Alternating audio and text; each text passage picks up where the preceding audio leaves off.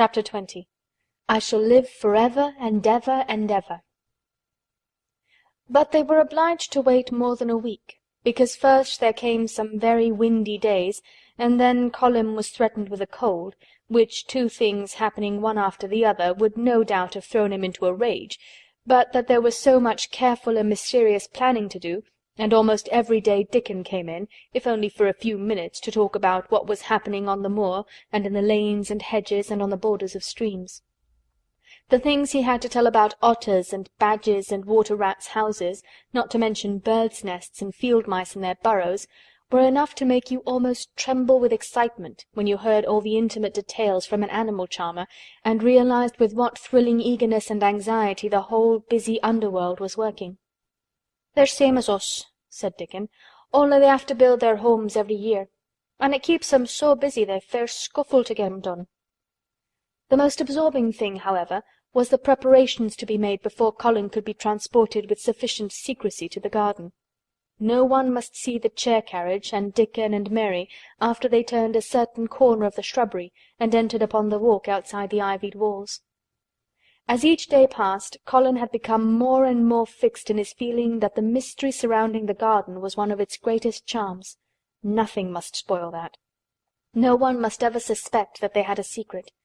People must think that he was simply going out with Mary and Dickon because he liked them and did not object to their looking at him. They had long and quite delightful talks about their route.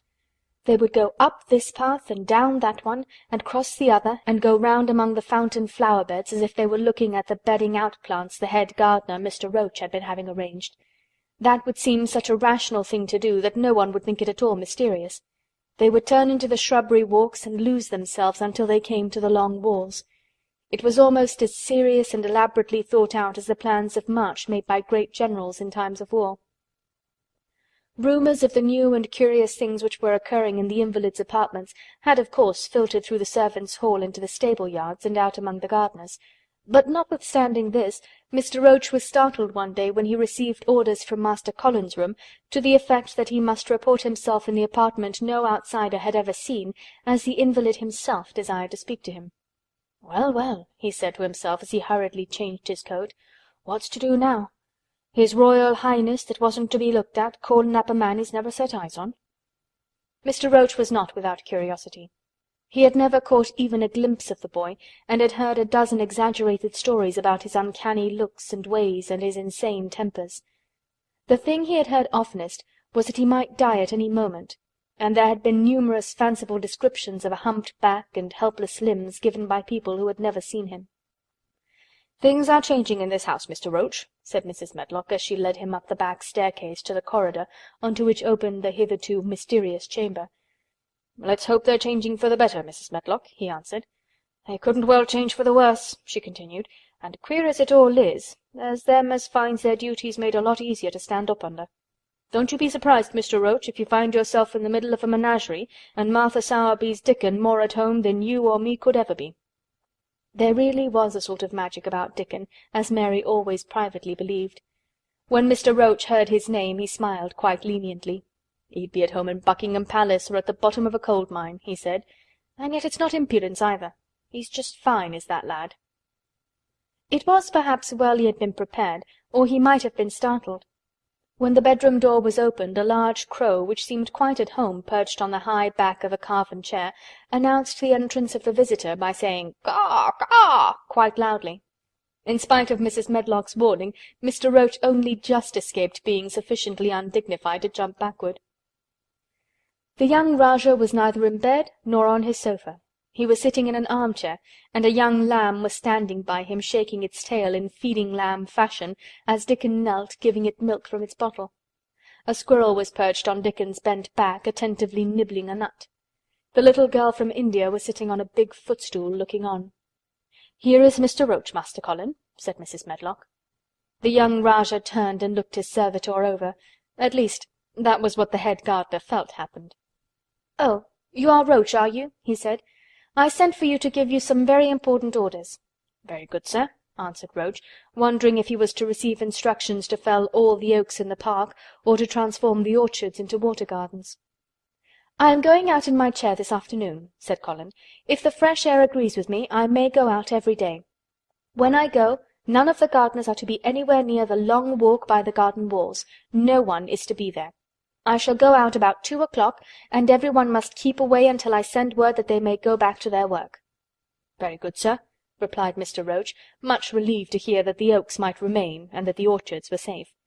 "Mary," said Colin, turning to her, "what is that thing you say in India when you have finished talking and want people to go?" "You say, 'You have my permission to go,'" answered Mary. The Rajah waved his hand. "You have my permission to go, Roach," he said. "But remember, this is very important." "Caw! Caw!" remarked the Crow hoarsely but not impolitely. "Very good, sir. Thank you, sir," said Mr. Roach, and Mrs. Medlock took him out of the room. Outside in the corridor, being a rather good-natured man, he smiled until he almost laughed. "My word," he said, "he's got a fine lordly way with him, hasn't he? You'd think he was a whole royal family rolled into one, prince consort and all." "Eh," protested Mrs. Medlock, "we've had to let him trample over every one of us since he had feet, and he thinks that's what folks was born for." "Perhaps he'll grow out of it if he lives," suggested Mr. Roach. "Well, there's one thing pretty sure," said Mrs. Medlock. "If he does live, and that Indian child stays here, I'll warrant she teaches him that the whole orange does not belong to him, as Susan Sowerby says. And he'll be likely to find out the size of his own quarter." Inside the room, Colin was leaning back on his cushions. "It's all safe now," he said, "and this afternoon I shall see it. This afternoon I shall be in it." Dickon went back to the garden with his creatures, and Mary stayed with Colin. She did not think he looked tired, but he was very quiet before their lunch came, and he was quiet while they were eating it. She wondered why, and asked him about it. "What big eyes you've got, Colin," she said. "When you are thinking, they get as big as saucers. What are you thinking about now?" "I can't help thinking about what it will look like," he answered. "The garden?" asked Mary. "The springtime," he said. "I was thinking that I've really never seen it before. I scarcely ever went out, and when I did go I never looked at it. I didn't even think about it." "I never saw it in India because there wasn't any," said Mary. Shut in and morbid as his life had been, Colin had more imagination than she had, and at least he had spent a good deal of time looking at wonderful books and pictures. "That morning when you ran in and said, 'It's come, it's come,' you made me feel quite queer. It sounded as if things were coming with a great procession and big bursts and wafts of music. I've a picture like it in one of my books. Crowds of lovely people and children with garlands and branches with blossoms on them, everyone laughing and dancing and crowding and playing on pipes. That was why I said, 'Perhaps we shall hear golden trumpets,' and told you to throw open the window." "How funny," said Mary. "That's really just what it feels like, and if all the flowers and leaves and green things and birds and wild creatures danced past at once, what a crowd it would be. I'm sure they'd dance and sing and flute, and that would be the wafts of music." They both laughed, but it was not because the idea was laughable, but because they both so liked it. A little later the nurse made Colin ready. She noticed that instead of lying like a log while his clothes were put on, he sat up and made some efforts to help himself, and he talked and laughed with Mary all the time. "This is one of his good days, sir," she said to Dr. Craven, who dropped in to inspect him. "He's in such good spirits that it makes him stronger." "I'll call in again later in the afternoon, after he has come in," said Dr. Craven. "I must see how the going out agrees with him. I wish," in a very low voice, "that he would let you go with him." "I'd rather give up the case this moment, sir, than even stay here while it's suggested," answered the nurse with sudden firmness. "I hadn't really decided to suggest it," said the doctor with a slight nervousness. "We'll try the experiment. Dickon's a lad I'd trust with a newborn child." The strongest footman in the house carried Colin downstairs and put him in his wheeled chair near which Dickon waited outside. After the manservant had arranged his rugs and cushions, the Rajah waved his hand to him and to the nurse. "You have my permission to go," he said, and they both disappeared quickly, and it must be confessed giggled when they were safely inside the house. Dickon began to push the wheeled chair slowly and steadily. Mistress Mary walked beside it, and Colin leaned back and lifted his face to the sky. The arch of it looked very high, and the small snowy clouds seemed like white birds floating on outspread wings below its crystal blueness. The wind swept in soft, big breaths down from the moor, and was strange, with a wild, clear, scented sweetness. Colin kept lifting his thin chest to draw it in, and his big eyes looked as if it were they which were listening instead of his ears. "There are so many sounds of singing and humming and calling out," he said. "What is that scent the puffs of wind bring?" "It's the gorse on the moor that's opening out," answered Dickon. The bees are at it wonderful to-day." Not a human creature was to be caught sight of in the paths they took. In fact, every gardener or gardener's lad had been witched away. But they wound in and out among the shrubbery and out and around the fountain beds, following their carefully planned route, for the mere mysterious pleasure of it. But when at last they turned into the long walk by the ivied walls, the excited sense of an approaching thrill made them, for some curious reason they could not have explained, begin to speak in whispers. "This is it," breathed Mary. "This is where I used to walk up and down and wonder and wonder." "Is it?" cried Colin, and his eyes began to search the ivy with eager curiousness. "But I can see nothing," he whispered. "There is no door." "That's what I thought," said Mary. Then there was a lovely breathless silence, and the chair wheeled on. "That is the garden where Ben Weatherstaff works," said Mary. "Is it?" said Colin. A few yards more and Mary whispered again. "This is where the robin flew over the wall," she said. "Is it?" cried Colin. "Oh, I wish he'd come again."